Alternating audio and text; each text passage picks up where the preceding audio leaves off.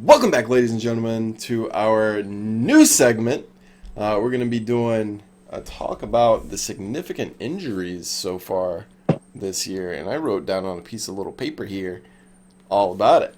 So, I've got a very special guest, Mr. Deflating Ain't Easy / Cam and the Olsen Twins / Mr. CeeLo himself. Welcome, What's up, sir. man? I'm doing pretty well. You know, we just got done doing a little segment. Now we're going to do another one, and it's going to be fantastic. Showing up. So, you guys are here to learn about the injuries, how we feel about them. So, let's get into it. Early in the season, even before the season, we had some significant guys go down. One of yours went down. It was Jordy Nelson. I think it was your second round pick even. That had this sting. He went down with an ACL tear, out for the season. He was my main source of points last season. Got me to the playoffs, I believe. Yeah. So I mean, yeah, that's rough. I'm not gonna lie. Thankfully, I've kind of avoided the injury bug mostly. You know, everybody has injuries on their teams, but thankfully, I haven't had any of my major players like that go down, even in years past, I don't believe. So, keep my fingers crossed on that one, knock on wood. yeah, man, you better cross everything you got. You know. Let's see, we got, for Sean, he had Kelvin Benjamin go down in the same kind of mold as Jordy Nelson. ACL tear, preseason, and he was a rookie. Nobody knows I believe he was a rookie. If I'm not mistaken, he was a rookie. Nobody knows exactly what kind of production he was going to get. So that one's not a huge deal, but it was a wasted pick for him. So that kind of sucks. I mean, it was Cam, I believe, Carolina, right? He was going to be Cam's main source of, other than Olsen, you know. So, I mean, it was a good pick for him, but kind of, you know, it sucks. Yep. And then, you know, potentially you picked up last week those dividends that would have gone Benjamin's way. Yeah, may have gone your way. Blessing in the skies. All right, so barring those two guys, we're going to take a look at the major injuries that happened over this past week and ones that may continue into next week and beyond. We had Chris's Tevin Coleman, who's a running back for Atlanta. However, he's scored less than 20 points so far, so I don't feel like that's a big issue for Chris. I'm sure he can replace him very easily, just picking up, you know, another backup running back somewhere. Yeah, I mean, it's, you know, you can pick up a solid 2 and get about the same numbers, you know, that, you know, he was performing, so exactly. Not too. All right, and then Sean had Brashad Perriman, another guy I've never heard of, who signed with Baltimore apparently, but has been injured all season. I don't know if it was a preseason that he got hurt or if he just hadn't cracked the starting lineup and he got hurt before then, but he's not scored any points so far. So again, that's another situation where he's not too hurt, he's not too torn up over it. Because there was another guy, you never know. He may have been a bum anyway, so Right. He's not missing his production too much. No, not with, you know, he's been doing pretty solid with Allen, and he's got another run shoe that's pretty good. Can't recall who it is, but he hasn't really missed him at all. He's been away. He's got a good record, so I mean he's doing good so far. So you can see here that even having starting players in your lineup get injured isn't always the worst thing in the world. It can obviously open up spots. Like for my team, I don't have the best starters, but I do have a lot of depth. So the injuries that I've taken haven't derailed me too badly because they just kind of open up opportunities for other guys. And since they're all scoring close to the same anyway, it doesn't make too big of a difference. Just ride it out, you know. Yep. For sure. However, we do have the Asian Persuasion losing Alshon Jeffrey. And he's looking like he's going to return next week. It's not 100%. However, that's a big name. That's a big target in Chicago. Yeah, and they're struggling to find something. Yeah. So that kind of hurts. But it kind of sucks because the Bears have been, like I said, just trying to find something to kind of get them going, and him going down doesn't help at all. But Right. I'm sure he's got somebody in his bench, or he can pick up somebody on the wire until And he can. even though that's a potential 15 to 40 points, per game that he's losing, he does have Matt Forte as well. So He's going to pick up a lot of points there for sure. exactly, he's Forte. He's not a receiver, so he's not going to pick up as many as Jeffrey would have got. However, he is a runner receiver in that offense, so he's getting a little bit of a rebate in Forte for Jeffrey being hurt. He's going to be more active, that's for sure. Yeah. So he doesn't have too much to worry about right there. Again, Jeffrey was likely to come back this coming week anyway, so I'm sure he's not too worried about that. However, we have Des Bryant for now. It's the Mile High Militia. He's looking like he's going to return in week 7. They're looking for him to come back after their week 6 bye in Dallas. Sometime, possibly week 7, week 8, something like that is what they're looking for. And he traded Drew Brees away to pick him up. And obviously, Mile High Militia already has a very high-powered offense. This is going to add some depth to it. So Yeah. He definitely did that for a playoff berth or a playoff run, which absolutely. He's going to need all the help he can get. Well, not really, but if you got Dez, if a healthy Dez will be almost a lock. Yeah. If all your other players are healthy and he's producing as much as he was, it's going to be tough to beat him down the stretch. It was a damn smart trade on his part. Sure.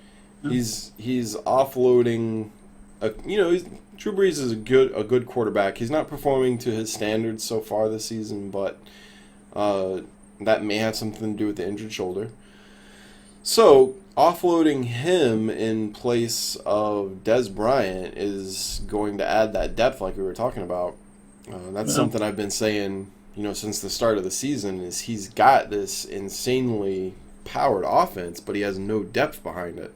Now he's adding this one wide receiver, and that makes all the difference in the world because you've got 3 wide receiver spots. So if any of his wide receivers go down now, he's got a backup to replace them.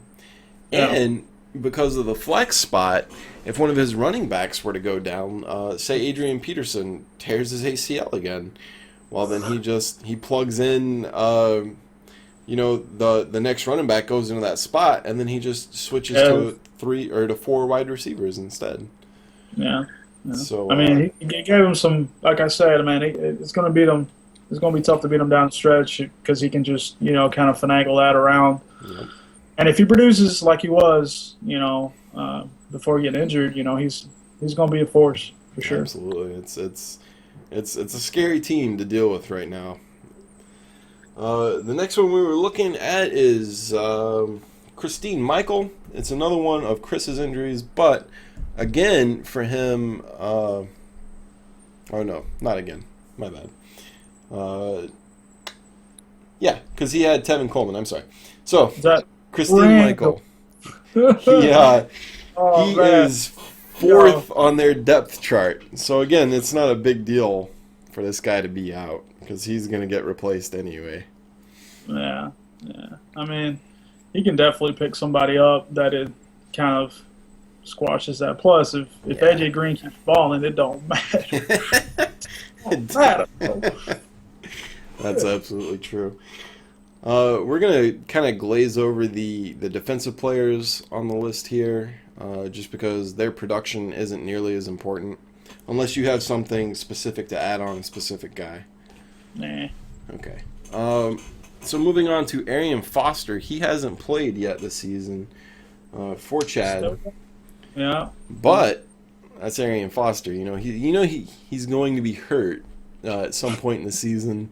I guess it's better to get it done with, early on. And it's kind of scary because his... Yep. Just get it over with. He's on the sideline. He's seeing Alfred Blue get 31 carries in the last game. So he comes back in. Arian Foster gets 31 carries, and dude's gonna have 200 yards. And Blue's not been doing bad, No. So I mean, I think Arian can pull it back through. Once he gets back, hopefully he comes back 100. And Yep. makes it. They definitely need him for sure. And he's looking like he's going to be back possibly this week. He is a game time decision, so we'll see if he can get back in there. How do you think Chad's doing so far without him? Do you think this is going to make a major impact on his roster? I think so, man. I think it's going to help him for sure, because that's one of the things that you can always count on as a solid back. And if he gets him back, he's going to be even more, with Gronk in there, and it'll definitely help him out just to kind of give him that extra push. Absolutely. He would definitely come this week. Yeah. Oh yeah. Next one we're going to look at is B having Julius Thomas for Jacksonville, who hasn't played yet this season. He was big, obviously, in Denver. So it's kind of, I'm waiting to see whether or not he's a product of Peyton Manning or if he's the real deal. You just don't know, man. It's when Peyton's throwing you the ball, Yeah, exactly. It's different for sure. So what do you think about him? Do you think he's not slated to return until around week 6? Do you think it's a guy that B should keep on his roster, or do you think he should drop him for somebody who's more active? I mean, he's doing solid without him, That's true. He could have picked up Reed, and he's getting a lot more looks, I think Jamie picked him up 2-3 weeks ago. He could have picked him up and would have offset that for sure, because you never know how he's going to do when he comes back. Right. If he comes back and he's like just dropping the ball or not even getting any looks, what's the point? Yep. And that's that's a missed opportunity. That's one of those things that you weigh in fantasy football. You gotta try and decide whether this guy is you think he's going to come back and perform like he used to perform. With any injured player, you have to debate that. And so far, it seems like B is putting his faith in Julius Thomas. Either that, or he just feels that he's solid enough right now where he can wait it out and see. And that's a viable option as well for injuries. So the other side of that trade we were talking about earlier is Will picking up Drew Brees. Your boy. Last week, it is right there. Last week he was saying he was definitely playing week 3. There ain't nothing keeping him out of the game. And then he was on the sideline. If you saw the game, actually, I got to watch it after work. He's on the sideline, hunched over. Every time Luke McCown's under center, about to snap the ball, he's hunched over like he's right there, licking his hands like he does every damn time, like he's about to fucking take the ball. It's hilarious. Even when that man's not playing, he's playing. For sure, man. He's good. I mean, he's good for sure. He's elite. It's definitely his OCD kicks in. That guy just he don't quit. And it's the same with all the elite quarterbacks. They don't turn off ever. Yeah. But he's looking. Sorry, you go ahead. I'll say Will definitely needs him back for sure. If he can produce the kind of points that he was doing, he could definitely use him for sure. Because I think right now he's got Mariota, and I'm not sure who else. Knowles, I think. Yeah, Yeah, And none of his quarterbacks. I think he's been through 4 so far in the last 3 weeks, and none of them have really been doing anything for him. So he's looking like he's going to return possibly this coming week. Again, you never know, but that's what indications are leaning toward. We talked about Hayden's side of the trade. What do you think about Will getting Breeze out of this trade, but losing Bryant? What do you think about his end? I mean, I think for what his situation was, I think he made the right move. I mean, he needed a QB. He's got decent wide receivers. He's got Calvin. So, I mean, it's just he really needed that QB, especially if he comes back this coming week. Right. He can definitely use him for sure. So, I mean, it wasn't really a bad move. It was a really smart move by Hayden and a good move by Will. Yeah, no, I definitely agree. He had to do something, and it's hard to parlay your guys that are scoring 10 points a week into a top 10 quarterback. So you gotta give to get. So to get, exactly. I think takes money to make money, bro. Yep. I think he made the right move too. Breeze is likely, if they both live up to their potential, Breeze will score more points than Bryant will in the long run. Sure. Yeah, absolutely. So I think they both made out real well in that deal, and we'll see how it pays off for each of them. All right, the next 2 guys aren't on this list. However, they are pretty big deals. In Tony Romo and Ben Roethlisberger going down. Romo, I believe, is out for the season, and then Roethlisberger is out for 4 to 6 weeks. They're saying it's more likely 6 weeks. And he's looking at losing over, these players. Both of these players had 70-point games, and they've hit their bonuses each week that they were playing. So it's a really big hit for him. So he's going from guys that are scoring between 40 and 70 points a week down to Kirk Cousins, who is, you're going to be lucky, you're going to be happy when he hits 20 points. And, I was talking to him about it a little bit earlier, and he's not sure yet what he's going to do about his QB situation. He's mulling it over still. What do you think he needs to do? Gosh, man, I don't know. He's got a lot of trade potential, so, I mean, he can throw some crazy shit out there, and people are probably willing to give him a decent QB, especially people with 2, 3 QBs in their lineups.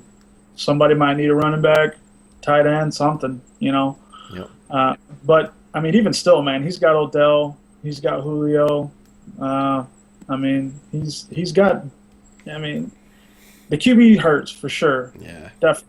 But I mean, I feel like with a good trade or maybe a wire pickup, but even in QB is hard, so it'd have to be like a trade. Mm-hmm. He's the mastermind of trade, so he'll figure it out somehow. Yeah, no, you gotta believe it. Just make it happen, something. So anyhow. Yeah, no, I agree. He'll figure something out. Don't count the man, for sure. Oh no. Even if he were just to sit his QB. Until Roethlisberger comes back, he's still going to be middle of the pack, as far as the rankings go. Just on the power of his receivers and backs. So it's not a sprint, it's a marathon, boys. Exactly, that's true. So we'll see what he gets done there. Like you said, he has a lot of trade potential. If he wants to, he can definitely go out there and get somebody. And it does hurt because he's losing, between, 30 and 50 points a week, which will decide a matchup, definitely. Losing those 2 QBs. So we'll see if he decides to make something happen now, or if he's going to try and wait it out a little bit, see how Cousins performs, or if, possibly he can pick up somebody on the wire. Yeah, you never know. He might have a stupid game, and we're all just sitting here like, oh, well. I believe, if I'm not mistaken, he did that last year too. One of his quarterbacks went down. He went out and got Kirk Cousins, and the It was Big dude Ben. I balled. think Big Ben last year too. I think you're right. And he went out and got Cousins, and the dude fucking balled. He hit his bonuses for him, and then he picked up somebody else, and then Cousins didn't do shit the rest of the season. So he knows what he's doing. The next one I'm gonna look at is the Victor Cruz and Eric Decker going down for Sean. Let's see, Victor Cruz hasn't played yet this season. There's no timetable for his return, so we're not sure when he's coming back. That's definitely the bigger one of the two, at least in my opinion. Decker as well. There's no timetable for his return, but he's scored 34 points over 2 games. So, while he's out there, he's not going to be like a third wide receiver. He might be a 2, but it's not. It's definitely not as big as Cruz being down for him. Right. Which, I mean, Odell's carrying the load pretty good. Oh yeah. At least I think, and that's in the favor of 21 Reasons, Mr. Jen. Yep. So, I mean, it just really, it kind of sucks because he is a good, he's a good wideout for sure. And, but again, he's been doing well without him. So, I mean, that's true too. It doesn't seem to phase him too much. I actually talked to him a little bit about it earlier, and he's not worried, but he's taking note of Victor Cruz and Eric Decker being out, but not so much the other guys. Or no, I'm sorry. He said Decker and Chris Ivory. However, I think Chris Ivory is coming back this week. He's not on our list. So he said the other guys he's not too worried about overall, just because they haven't played yet this season, and he's still in there. He's doing okay without him. Right. So he's not too worried about that. Just extra icing on the cake if he comes back balling, Exactly. So do you feel like he needs to make any kind of moves or anything? You think he's okay where he is without him?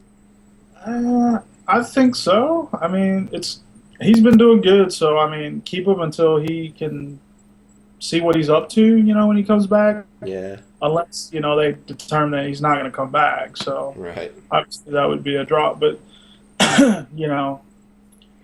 I were him, I'd keep him, He actually has, I think he's had the most injuries, if I'm not mistaken, on his roster so far, with 4 of them. So, Calvin Benjamin, I think it's Brashad Perryman, Victor Cruz, and Eric Decker. The guys that are actually out, not the guys that tweak a hamstring and they're like, oh, I don't know if he's playing. He looks probable, but who knows? These guys are actually missed games. So it's like me and Lynch this week. He's like 50-50. Yeah, exactly. I don't know what's going on there, but that's the worst too. Yeah, it sucks. Good for you. Sucks for me. Yep. We got Matt Riggs. He's got Marco Murray, who's looking at a possible Week 4 return, so he might be coming back this week. Although he's looked kind of mediocre in that Philadelphia offense so far. It was only through 2 games, so he could come back out there and shine again. Injuries often have a way of taking these guys that do have that chip on their shoulder, and it makes them better. They come back and the chip's even bigger, and they want to run all over everybody the way AP did a few years ago. Come back and after his big injury, his season-ending injuries, came back and damn near broke the record for most yards in a season. So it's possible Murray's going to jump back in there like that. What do you think about it? I mean, when you're running behind a Dallas line, that's pretty damn stout. I don't know. I don't know that he can do that kind of. I don't know if he can produce those kind of numbers this year. Honestly, maybe, hopefully for Asian persuasion. But I mean, I don't know. There's not very many running backs that have come back and had that kind of season other than AP, obviously. But I mean, he might. You never know. I'm actually kind of hoping not. So Ryan Matthews keeps getting the ball for me. That that's nor here nor there. But no, but yeah, to me he did a lot better in Dallas because he had just a lot more room to run in, and he's that kind of back, But you never know. I mean, obviously he needs to kind of just wait it out and see what he does, and could be trade bait. If he doesn't do so well, he might do better closer to the end of the season where he's kind of more used to how all that stuff works in a new team. So you never know. All right, so I got a little situation here. Question for you. So you have this exact situation where he's looking at DeMarco Murray, a big name player, the number one fantasy back from last year. He has him. He's been injured. He doesn't look quite like the star he was last year, but you don't know. 2 games isn't enough to make that decision. So you've got this back on your team. You are in the number 2 spot in the entire league. Without him, do you look to trade the guy? To use his name as trade bait? I mean, that's what I was saying. Like, he can. If I needed something a little bit more definitive than, a back, I would definitely. I mean, if I were me, I guess if I had that kind of team, I probably would maybe. Mm-hmm. I would maybe give it another week just to kind of see what he's up to in that offense. That's the second part of my question is, do you wait and then risk him devaluing himself by doing that, or do you try and sell the name? I mean, that's kind of like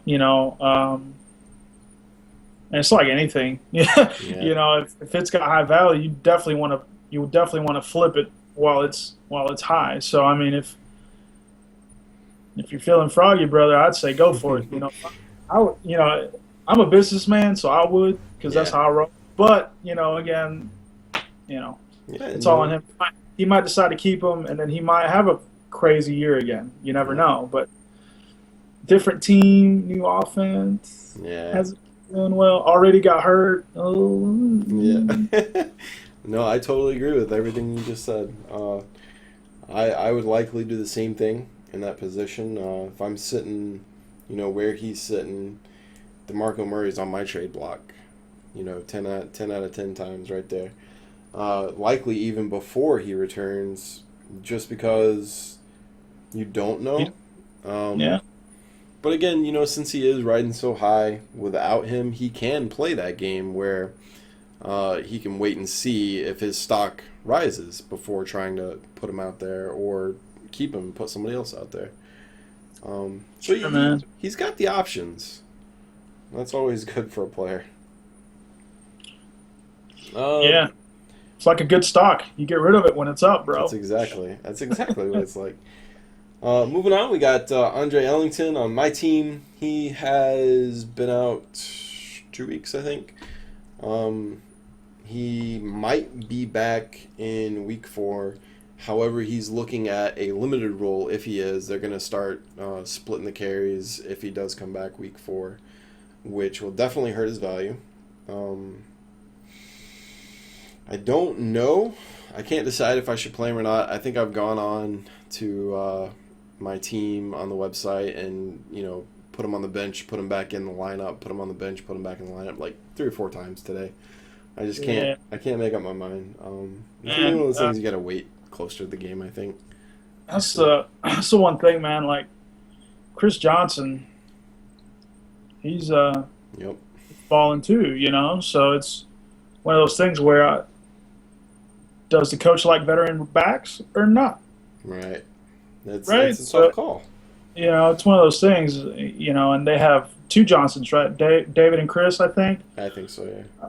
So, I mean, they're splitting the deal right now, and they're doing good, 3-0. So, yeah. I mean,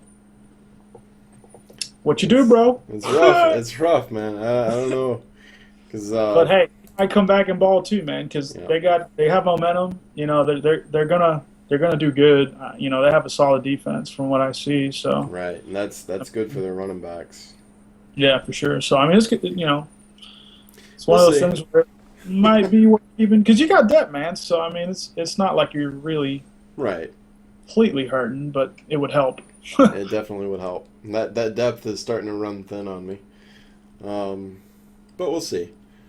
The last one we got for my part anyway is Deshaun Jackson.